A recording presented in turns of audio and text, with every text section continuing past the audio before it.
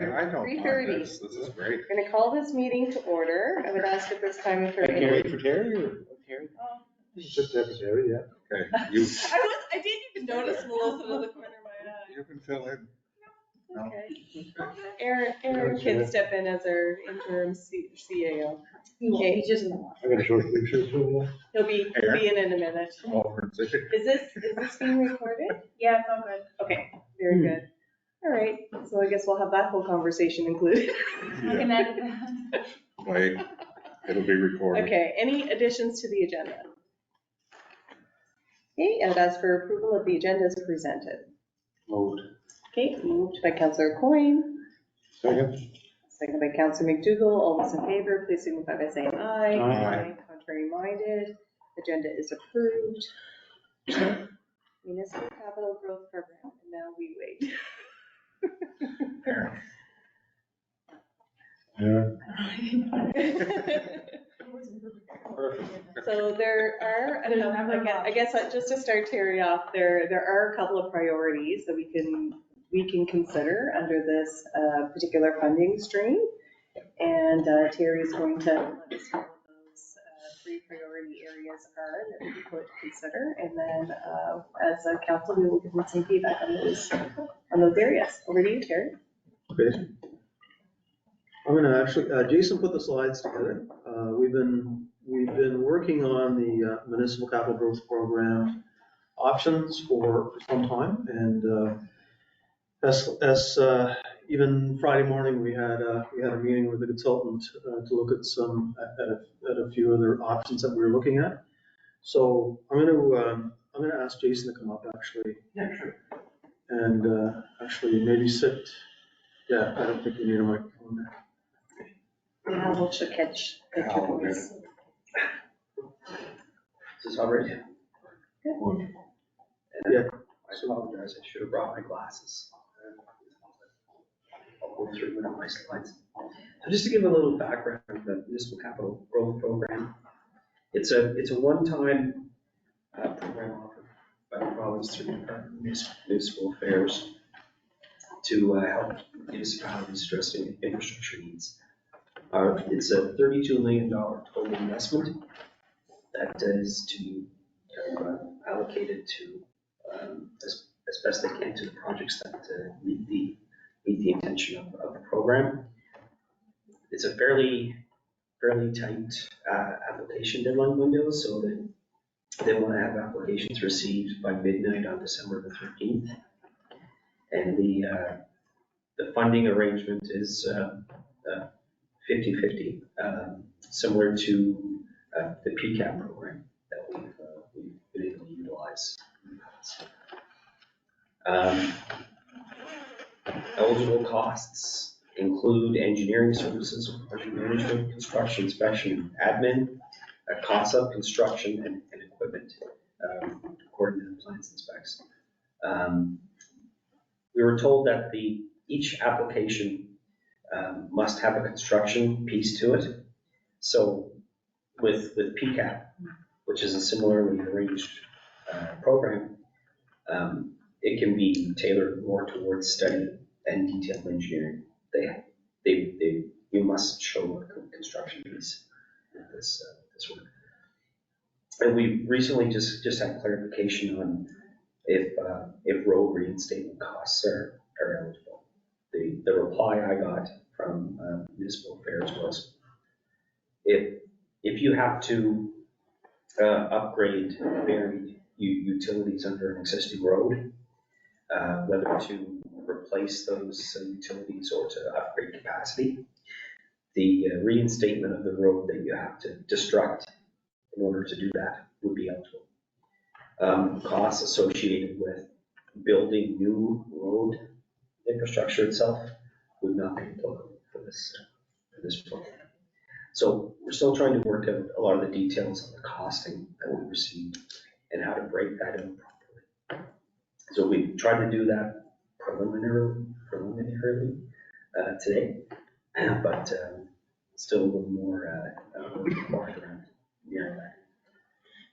So the types of projects that the program focuses around is water and wastewater improvement projects, accessibility projects, brownfield redevelopment and foundation adaptation. And there's just a brief description of the various types of projects included in each of those subsections. Yeah. Is that for me? Thank you. You sound like you need a drink. It's not that, I'm just kind of getting over. Yeah, no worries. Getting over above. Doesn't matter what I drink, I still sound the same. Friday night you were. Yeah. Or cold. That's Probably- okay. probably cold. I'm sorry, I did mean to interrupt. No, that's, thank you, I appreciate it. The project area that we were looking at to present was the brownfield redevelopment section. And that really talks about remediation and earthworks as required to enable residential development and extension of municipal services to remediate and vacant or underutilized land. So we looked at a couple of different areas. The first being Aspen Close. This is kind of a sister cul-de-sac to Cheverry Close in the new subdivision. I don't think that's locked as updated. No. Big bird? That slide, I kind of changed some of the numbers. I don't think Oh, it's not reflected there? So Yeah. why don't you tell us, Jason? I'm gonna have to bring that down. Oh, so thanks, Will. So when we look at Aspen Close, it's a project that we're fairly familiar with. A lot of the pre-engineering work was done. It is a good fit from what we can see for the brownfield development. Now, when we look at construction costs for pushing that cul-de-sac in, is significantly higher than what's shown here. When you compare it to the costing that WSP provided to us for similar type work that was done recently. And I also reached out to some colleagues for updated unit pricing for recently completed street reconstruction work in the province, and asked WSP to incorporate that into their unit pricing estimates for this work. So really, looking at Aspen Close, it's about 170 meters of street that we'd be looking at building. The construction cost estimate would be significantly higher than what's shown here. We're looking at about 1.1 million for construction costs. We did get some information a couple of years back on the addition of the electrical and communication servicing for that cul-de-sac, and that came in at $260,000. We'd be looking to carry a contingency of around 30%, not 50%. Looking at a total of about 1.7 or 1.75. Out of the eligible costs for that project, would have to pair out the electrical and communications, would have to pull back the costs for curb and sidewalk and asphalt and some dressing gravels and such. But we'd be looking at approximately 1.5 million. That could be eligible costs for Aspen Close. And this is high level Class D costing. Apologize for not having the level of detail that we should be prepared for today. So the 1.5 million, Jason, that would be 50/50 cost share? Correct. Okay. Yeah. So half of that would be our Correct. municipal contribution. And that's factoring in that 30% contingency. Right. Excuse me, Mayor, and typically, we've had a number of conversations before this comes up, that we had initial estimates and then we're going back. But we're saying that sewer and water and storm sewer is $1.5 million for 170 meters. be looking at water, sewer, and storm, and there's the excavation borehole. Essentially, what that price per meter that was used from WSP in the following slides, what that cost worked out to be, I carried that through to the 170 meters for us. It seems high. It's probably very, very conservative. We know that costs the last couple of years have been extremely high in construction, but I think a lot of consultants are using a lot of caution the way that they're pricing projects for that reason. Looking at the next area that we wanted to present to you is Oak Crescent Extension. So what we're thinking for this area is the extension of Oak Crescent at the Tamarack Drive Oak Crescent intersection, that three-way intersection closest to Tech. That would involve the construction of a street approximately 250 meters long with a turning circle at the end. We'd be looking at creating lots on either side of that street. What those lots would look like is yet to be determined, but the zoning for that property right now is mixed use. So there'd be some flexibility and or required zoning change for what we want to build there longer term. R2. Part of it's R2, and part of it is mixed use.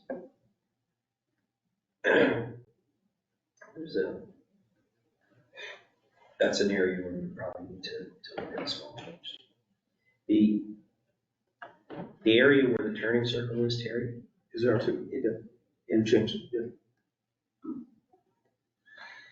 So is that close to where originally we were looking at some commercial land? No.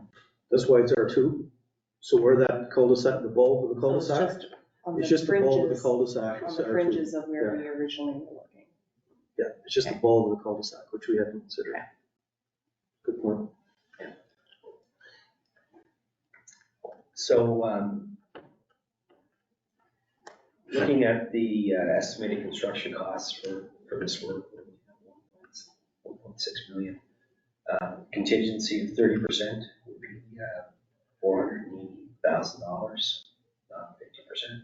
We're looking at a total construction costs of $2,090,000. Looking at the potential eligible costs, and if that cost breakout from WSP, we're looking at 1.36 million. Through your worship. Jason, putting that road in, are we looking at upgrading the larger size pipe to get the water out of there as well? From Oak Crescent That for the would storm, that would certainly be looked at in design. but that's not in the costing. Included in the cost would be storm piping as well. Now the sizing would be sized currently for typical sizing we would see in residential cul-de-sac streets. So details of the sizing may change once you get into more detailed design and look at the flows and any perceived issues in the area that we want to take into account. Your worship, Jason, what was the total amount for that construction? $1,607,950. And then we're looking at a 30% contingency on that line, so the total with contingency is $2,090,330. So the eligible cost for the 50/50 is, you said 1.36, Correct. right? Yeah, So, but anything above that is the town's responsibility, above that 50/50 sharing. correct. That's, Just to be clear, so what Jason is saying is that the sewer and water, storm sewer costs for that is $1.36 million. But we'd only be applicable at 50%. Yes. Okay, 50% of the 1.36. yes. The asphalt would be our. Well, that was a question through you, Your Worship. If this becomes a reality, for curbing, paving, and sidewalk, streetlights, the town would be responsible for all that. What could happen, could be the incentive to bring in the developer to develop that. So Yeah. if we've already invested $1.3 million, $1.4 million on that piece, that's $1.4 million the developer would not have to invest. So, and so we'd be asking for a developer to invest in the curb and the asphalt and the street lights and the rest of it. It would offset that development cost. Okay. So, again, if it was to be a reality, we're going to go to a contractor to take the whole system, the whole area, and then he would manage it, selling the property, building houses, and be responsible for curb, sidewalk. Is that what I'm hearing? No, so the idea is that we would apply through this program for the installation for the extension of sewer, water, and storm sewer into an area for residential development. And that would be our project. We would put the sewer, water, and storm sewer in.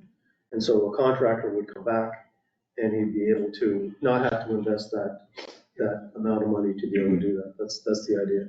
So it would be delivered as any typical municipal project would be.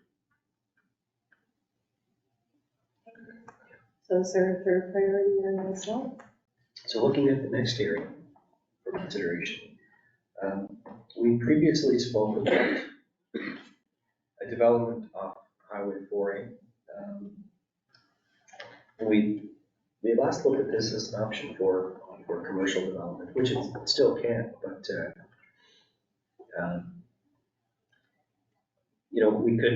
we could look at a combination of the various types of developments off the street in that area,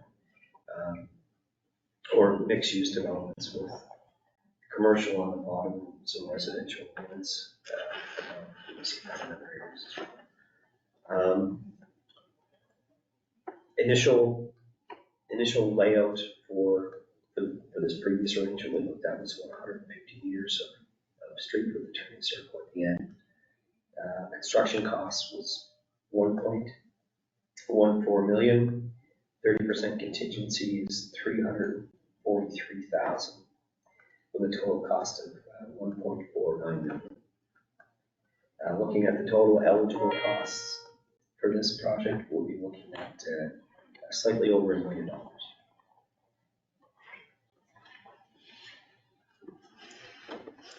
Any questions on the side? I think we kind of talked about this before.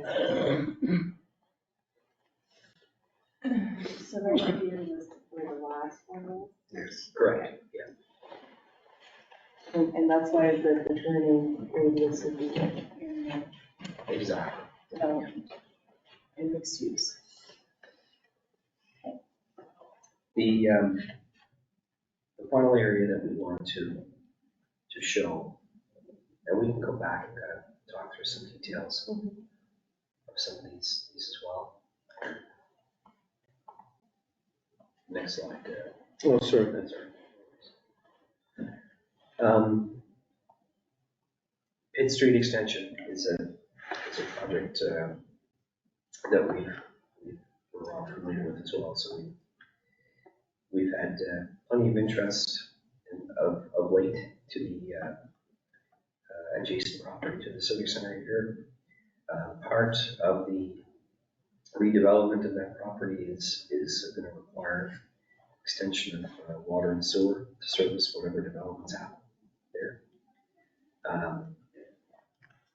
And to incentivize the development of that property, we could look at installing those buried utilities right now. We'll be looking at a construction cost of approximately $1.8 million. 30% contingency would be $544,000, with a total estimated project cost of $2,360,000.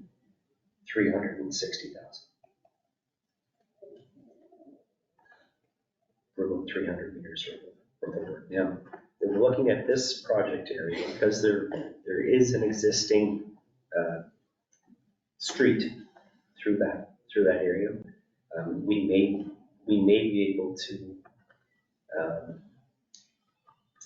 look at trying to recapture more cost options through the program, potentially.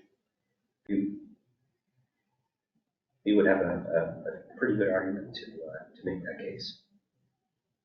But we want to confirm that with municipal affairs obviously first.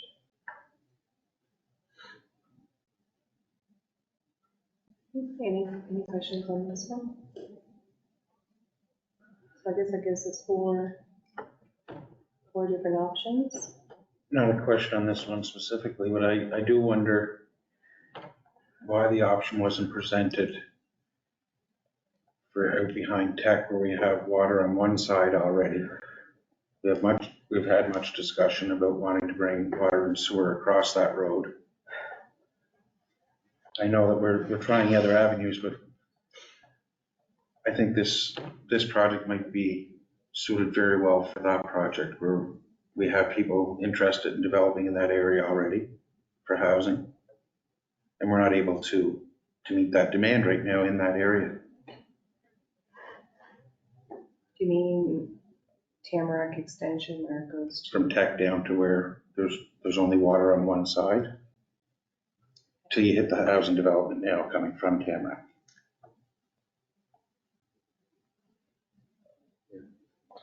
Talking between the woods, Jay? So from stands to Tech. What services do we have along there? We have water supply. Just water? So water, we could install sewer. The problem is it's not subdivided and we don't have a plan of subdivision. We don't know where the laterals will go. So if we put the sewer in right now on an existing street, we'd have to dig that up again to put services into each property. Until we know how the properties are subdivided, it just becomes difficult. Now, we could have a project just to install sewer. That's certainly something that we could estimate. So is this, yeah, sure. Coming up Pine Ridge there, going straight past, there's his house and the next house there. Was that considered? That's supposed to be the cul-de-sac. I think in the original design, was it not? Yeah, so that street would continue and makes a loop over and it connects to the T, to that sharp 90 degree. That sharp turn. There, that's where that road would come out. It's supposed to go right around. Yes. So that sharp turn is now Huey, that's supposed to be a T. I'm just saying, would this qualify to put anything in that there, since that's in the, Would open up a lot of Make it- real estate. Look, I think it probably would fit the criteria for adding water and sewer in there. What we're looking at, or what we're considering with these examples too, is looking at areas where we're looking at a few different options for zoning. So you can potentially open up areas that may not just be in the R1 zone. what's that too, isn't it? It's nothing right now. It's R1. R1 now, Where, where you were talking about. So we tried to, we had a suggested bylaw change to change that from from the undeveloped sections from R1 to R2, and council would not consider that for that side. That's right. So and that's more expensive because it's still free, it's not, it's close. It's scrubbed, it's been prepared as a cul-de-sac. So the cost of doing that in that R1 zone versus the cost of extending Pine Ridge would be more expensive. I think both are very good. So on this one, was this not, some of this work, was that not part of the discussion that we were hoping to have with Public Works, the finalization of the Reeve Street project? For them to install that extension for us? Does that ring a bell to anybody on council? The pit, I don't think we've had any commitment from Public Works, but it was certainly something we were hoping that they would consider either doing it or cost sharing with us to be able to do it. through your worship, I think it's 2 years since we talked to them, I think. But I think it was myself that brought it up, that closing the McSween Street exit at the TD Bank was one of the safety issues they were going to look at. And I mentioned that it wouldn't be any cost to the town to bring the Pitt Street extension to the Crown Road intersection or Crown Drive. That it wouldn't be our cost because it's the province that are making the changes, not the town. And that conversation was had with Dwayne. Yeah, that was probably almost 2 years ago now. Whenever, I think. It was a committee conversation, Yes. Reeve Street committee conversation. Yeah, it was here. It wasn't a committee meeting, it was a council meeting with them here. They were here, yes. So I just maybe some clarification, Sure. like there's no desire of staff to do that with Public Works, Nova Scotia Public Works. If that's a decision that would be made, it would be purely political. So like that's not something that Public Works staff had said, oh, that's a good idea, that's something we do somewhere else. No, This is you're something absolutely that would right. be- They did not say that. Yeah. He took, at that meeting, he was to take council concerns back. Mhm. And we've never heard anything back from them since then. But all the, That's correct. so I'm still kind of sticking around that. If that's, I mean, it shouldn't cost the town, the residents, anything to put that Pitt Street extension in if they're closing the McSween Street exit. So I guess So- we don't have enough information yet, because we No. don't know exactly what their final That plan is. was just, So maybe we want to eliminate this one for now. well, I don't know if you want to eliminate it, I but think Not that is. eliminate totally, I just mean not for this particular application. Maybe another one that's. Yeah. The question I have, Jason, is this particular program, is this going to be like ongoing? One time. Or this is just a one-time One-time, application? I think we need some We time. won't have the opportunity, well, there's a We don't have the much time, deadline I is guess. the 13th. Yeah. So this is the opportunity for us to take a look at some of the options that we feel like what's the most, I guess, what's the best one from a costing perspective? Like what's the total project going to cost and what are we going to be on the hook for? What's going to have the bigger impact? Like, No, Fred, you have it. Just a comment. I think what we want to do if everything is trying to fall into place here, like we're talking to do, is we want to open up places to develop. Yeah. Because the Pitt Street one is so much development going to happen there, it's just more or less going to be a road. Whereas if Tamarack areas, you're going to talk about development. It's not, I guess through your worship, one thing, when we look at the Pitt Street extension, I would love to go ahead with that project. Right now, later on in this agenda, we're gonna be talking about different ways that we're trying to incentivize this area. So like Councilor McDougall said, I think it's probably best just to focus on where we can get housing sooner than later. Because already in this area, we are going to incentivize. So we're okay with pausing this one. This is not, like, we will look at the other three options. Jason, can you take us back through the other three options? Sure, certainly. Maybe I'll try. Sure. So the first one is Aspen Close, and so from staff's perspective, we've done most of the work on this already. We've been talking about this for quite some time. And so we have the engineering, we have costing, that has to be refined yet.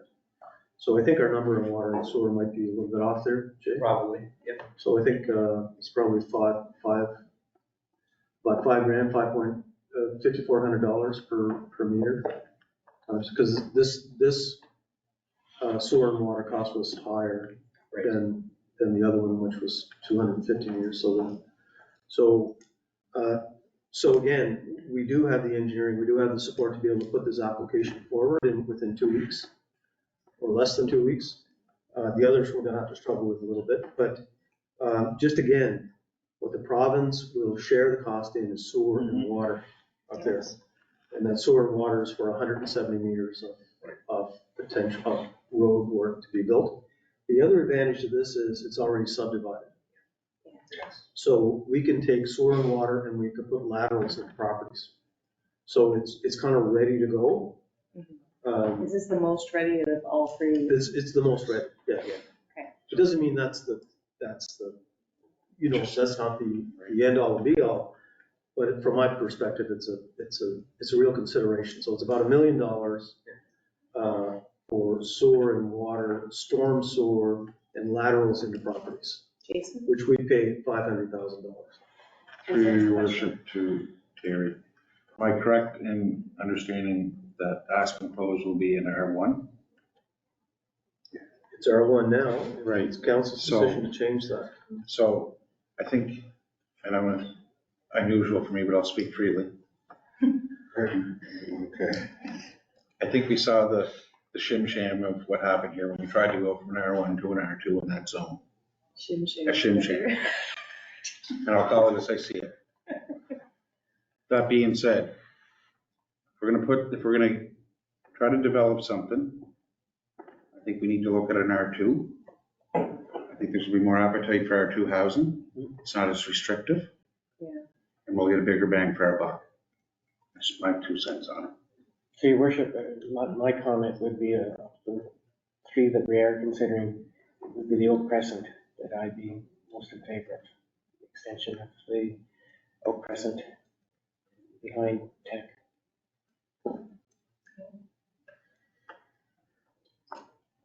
Did you have any follow-up? I'm good. Keep going, Terry. So this is Oak Crescent. So it's undeveloped land, but it is primarily R2 with a little bit of light industrial, which would have to change. It is greenfield, it's fairly easy. It will help solve some of the stormwater issues over there. There's no question about that. Well, I shouldn't say there's no questions about that. It will give us an opportunity to create more stormwater management in that area. How difficult? The zoning is important. Yeah, how difficult would it be to incorporate the whole idea around the subdivision, like so that it could happen in parallel?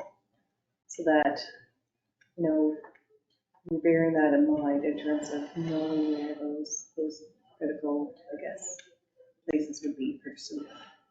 Is that something that could be incorporated with the work? So that work is a lot more clear here. Okay, So all we're dealing with is the typical Tamarack site. And so what we would do is put typical lot sizes that we'd see in Tamarack now. so it'd be, And do it wouldn't be a bridge too far, No. considering, so it'd be close to the Aspen project. Like in terms Yes. of, I guess, feasibility in getting this completed in time Yep. for the deadline. Okay.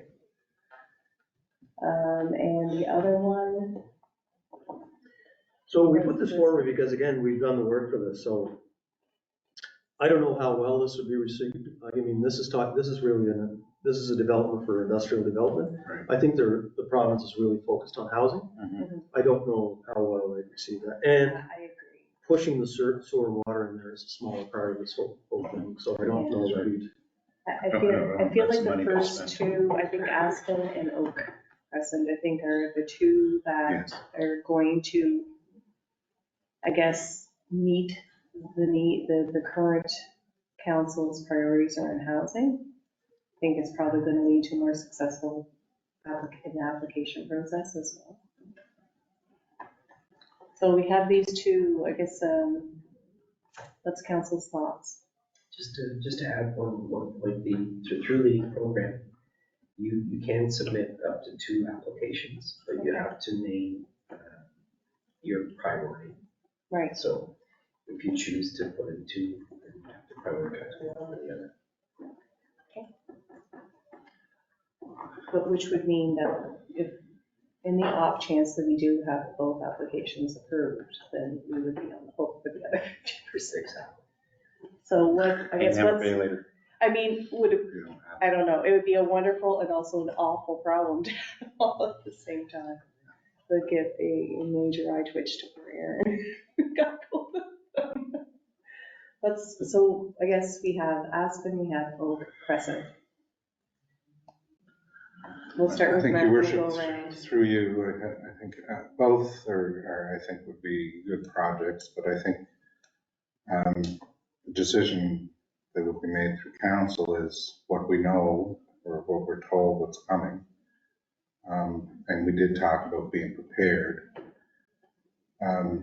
With Aspen Close being an R1 and the Oak Crescent being an R2, with what we know, would it be more likely that an R1 will be built up first with what we know that is supposedly coming than an R2, where we'd be looking for contractors or to build like duplexes or whatever, multifamily units? I think our interests, or what we had interested, is pretty minimal for contractors coming in. But I would say, would we be better prepared for the R1 if we have an influx of population? How many R1 plots does the town currently own still? Like I know we do have some that are earmarked for a year. And plus with the, I guess I was going to say, Your Worship, that I guess in the past, we've seen that like with Chevery Close, it developed very quickly. So, you know, that people have that mindset maybe that they like the cul-de-sacs too, more than out. Luckily, both of the two options are cul-de-sacs. They're both good. It's just R1, R2. But Right, which one is most, I guess my question would be to council is, the wisdom of council would be to pick the one that's most likely to develop. And I think I brought it forward before that if industry comes, what they're saying is coming, and we have an influx of population, which one are they gonna pick? And we do have the option too to have a conversation around rezoning. I know we did in the past talk about creating a buffer between the R1 and make the end of this new cul-de-sac R2. As We Councilor did have that McDougall conversation. suggested, the Pine Bridge, the extension to go up around to the sharp turn. Yeah. We did discuss that as to make a buffer and then rezone it to R2. Yeah. We shouldn't have any opposition for that because there's no R1s that it's going to affect if you leave the buffer. It's a blank slate, really. Okay. Jason, and then we'll go over to Huey and Blake. For me to sit here right now seeing this for a half hour and say, this is the project we should pick, I don't think it's a smart idea. I know we're on a tight timeline, but this is being presented to us now. If we did this to staff and said, we want this decision made in a half hour, they'd be telling us, well, we need some time, which is understandable. I know that there's a timeline, but I can't make an informed decision this quick, I'm sorry. Okay. Thank you, Your Worship. I was listening to the deputy mayor there, and I'm not sure I agree with him totally. Because at our development meeting, town development meeting, there was a gentleman here, and he was building units, which would house more people. So if we got this influx, I think we might want the R2 now as opposed to, and I think that's what some of these developers might be looking for, as to individual houses, which is all we can put in an R1, correct? Yes. So I'm leaning towards Oak Crescent right now, but like Councilor Coyne said, it should take a little time to digest this. Blaine? Yeah, well, I'll just repeat again, that my support would be around the Oak Crescent proposal. And just go to ask and close. I mean, it's a very beneficial thing that we have going on already with the interest of the developer that's purchased lots and has indicated an interest in, you know, maybe potential more lots. So addressing that issue about R1 housing, that's kind of in hand, not that it's going to do it all, but there's a person that's come forward and is doing this. R2 housing, I think that's, just as Councilman Bill said, that's going to be our major demand. And to have that bit of property developed, I think that would be, in my opinion, the wisest position for us to move forward with. Through your worship, I think, I don't want you to misunderstand what I said, was that it's up to council, I think, to make a decision, but with the influx of people that are coming, do you think those people would want to be in a duplex or in a single family home? That's what I'm saying, because we have one direction, Yeah. I guess, that we can go, and we have to think about, okay, because we talked about it a lot, to be ready. That is it, I'm coming to work here with my family. Am I going to live in a single family home, or do I want to live in a duplex? Sure, yeah. So I think that would be, and if we have, as you said, we have a developer that's looking at it, and if we are overwhelmed, like they're saying, and we're not ready, then those people aren't going to build here, and that's my opinion. They'll build outside. And I don't disagree with the R2, with the multi, we have a market for that too, but I think we have to take some time and think about what we need and what's coming. Jason and Terry. So to follow up on your comments, Deputy, just because it's an R2 doesn't mean it'll be a duplex, triplex, or quadplex either. You look at some of the nicest houses in this town are an R2. Yeah. I have a hard time with the R1 right now. I wouldn't want to make a decision today, but the Oak Crescent to me makes the most sense. For one, potentially solve some issues that we have right now in Tamarack with water. I would like to know, though, how many lots we could put in both developments before we make a decision. If one's going to be 4 lots and the other's going to be 12 lots, well, then I think it's a pretty easy decision. But I just don't have that information in front of me. Yeah, I guess we could defer to Terry and Jason. I don't know if you would know that off the top of your head or something that you need a little bit of time to come back. Your Worship, I think we probably do have an idea with asking Congress how many lots are there. It should be there. Yeah, I think the There's property boundaries pretty much have been predetermined for the Aspen area. I do think that previous sale of land for the two lots on the end of the street had lots combined, so it would be a little less than probably what you're counting here. Oh, yeah, those two properties there. Yeah, so these two, this property, these two large properties are sold. So we'd be looking at starting here. Yeah. So there's 13 here. This is 170 meters, the other one is 250. And we could probably, we have to play with the size on that because let me go back here. So. They're smaller lots than what you would. Yeah, they're probably gonna be smaller lots. And so we have to do a little bit of work on that, but basically, it's gonna be applicable to the cost that we're paying as well. Yeah. So. That's right. If Aspen closes $1 million, this is $1.5 million. Investment. So it's gonna be sort of the same amount it's gonna be similar amounts per investment. That's. So could we just so that staff can move forward and at least get some preliminary work done? I think we do still have maybe some thought, kind of digesting and thinking to do. However, I think the Oak Crescent and Aspen, I guess it's just a matter of which one do we want to prioritize over the other. So maybe we can get staff to come back and give us a little bit more information, and hopefully within the next 48 hours, we can solidify which one do we want priority 1, which one do we want priority 2, what other information would council like in terms of besides lot size.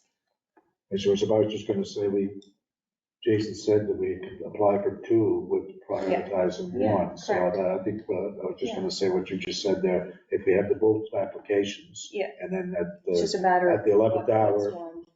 the time it'll take us, and we'll say, well, this is what I wanna go with. There's Exactly. priority 1, there's priority 2. But just for the sake of time, we know those 2 projects are the ones that. That's it.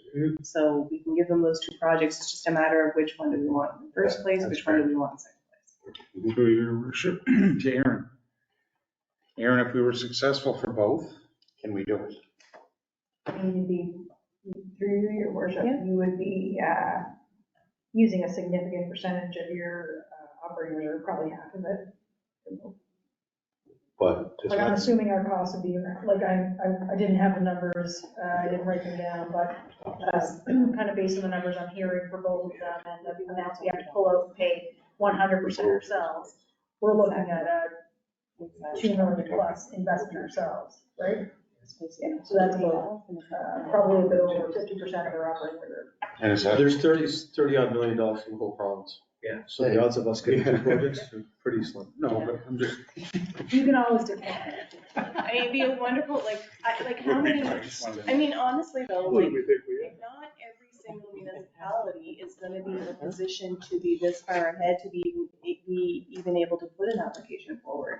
I mean, they're like, I think subscribed this program's gonna be, so I mean, it could be such that they could start going around to other projects. So I mean, I think it would be smart to put both in, prioritize one, and if it's undersubscribed, they may circle back and look at our second option too. And wouldn't that be wonderful if we're in that position? my last Bank's got question, lots of money, so if we have to. You have to borrow, go ahead. my last question through you to Terry is, do you have time, Terry, to do both? Or I no? don't know if we have time to do one. Yeah. But the other thing that we're missing here is we need a resolution of council. So we have to make a decision at some point before the 13th. And meet as a council will make a resolution, because we won't consider it without that. Right. So I'm fine, as long as we can do something like this again before the 13th. Why don't we tentatively lock something in then for the 8th of December? We can look at these 2 projects as if we've said there's 2 priorities moving forward, and We can try to and do refine costs. work around that and refine our costs. And then we can have a special public meeting on the 8th Yeah, how are everybody looking for quorum on December 8th? It's a Friday. Oh, we have our staff meeting that evening. No, there's well, I can't until after 3 o'clock, some, whatever time that offshore wind thing is on. I want to attend that, The 8th, Oh, December 8th. that's from 2 to 3? Christmas Friday. Is it from 2 to 3? I don't know. I don't know what time it is, but I know it's in the afternoon. Well, like if we tentatively figure out that day, just as like half an hour. What's the Sabbath? Is this not something we can do via email? Need a resolution of council. Yeah, it needs to be done at a special public meeting. What about the Thursday? 7th. Even if we do it through via Zoom meeting? Yeah. I'm good after 3 Thursday. Yeah, Thursday I- afternoon, let's meet for a half hour. Thursday for 3, yeah. Meet for a half hour. We can do it virtually, there's nothing wrong with that, it's just a call. I can't go until after 3. No, no, that's what I said, like after 3. But if we at least lock in the day in a rough time, sometime on the afternoon of the 7th, we'll get that resolution done. And between now and then, any other questions that council has, I mean, move them forward to Jason or Terry. But please CC all the council, because your question may be something that we're curious about too, and then that way we all get the same information at the same time. Perfect. Anything else on this, Terry or Jason or Aaron? Okay, so I guess if we prioritize the Oak Crescent and Aspen, and then we can figure out between now and the 7th, which one, is in first place, which one is in second place, and then, is that enough time or is that, I guess we want to make sure that we're not setting. It is what it is, so we're gonna work on 2, priority 1 and priority 2, whatever you decide. We're gonna work on Sorry, Sorry, it's- your worship, the submission date, Terry, is it the 13th? 13th. 13th, Wednesday. Yeah, so we'd be meeting on Thursday and then, Week before. So I made a mistake on the date for the offshore. It's on December 7th. It's from 1 to 3 in this room. Then you're going to be seeing 2 meetings. Well, we were gonna have it before 3 anyway. Thursday's best for me anyway. Yeah, we could have it at 4 o'clock in the boardroom. There we go. Go virtually. Have a We could have it virtual, virtually at 4 o'clock. Might be the easiest. Okay, 4 p.m. virtual. The December 7th, the Thursday. Okay, and that gives staff lots of time to advertise that special meeting date, et cetera. And then if there's anything else that needs, if there's anything else that can't wait till the meeting on the 19th, we can, if there's any other items we need to add to that special public meeting, we can in advance of that. Anything else that we need to cover here? It's from in camera. Okay, no, just on item 4. Municipal growth program. Anything else on this item? Any other? Here? You're good? Okay, so we'll move on then to items from in camera.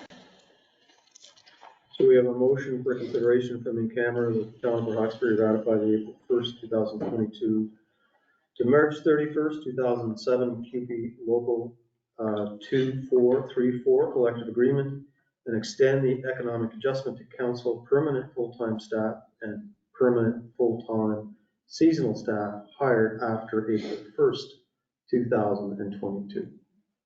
What is the wishes of council?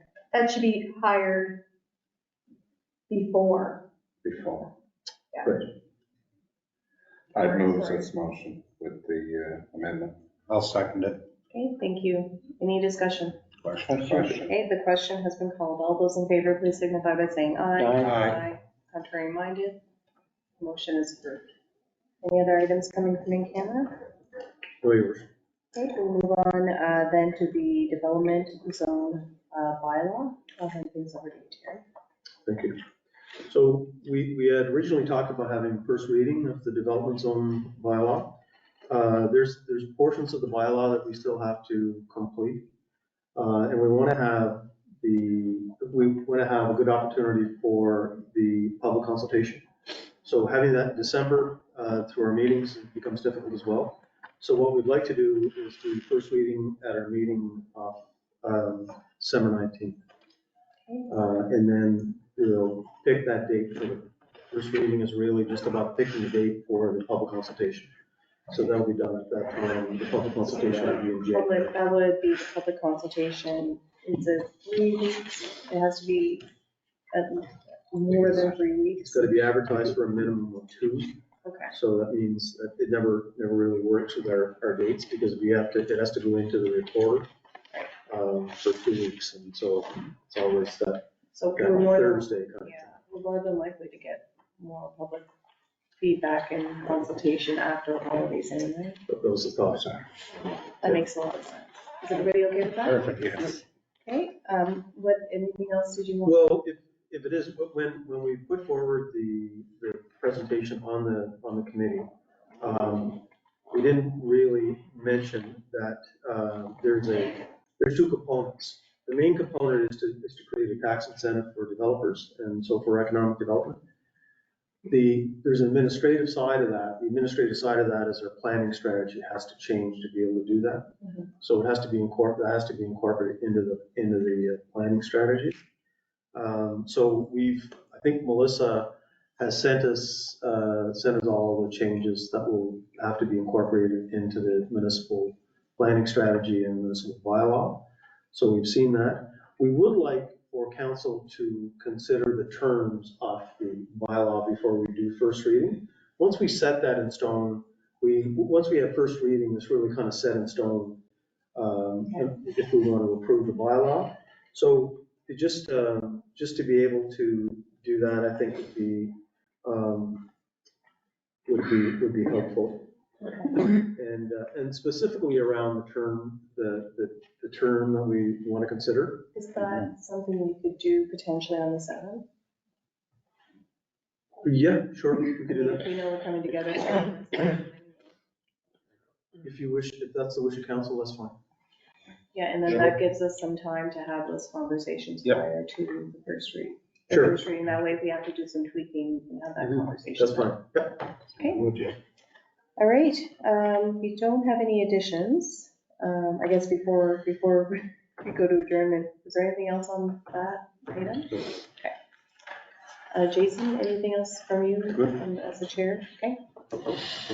We will motion of adjournment. So move. Okay. Those in favor, please signify by saying aye. Aye. Contrary minded. Okay, meeting is adjourned. Thanks, everyone. We do.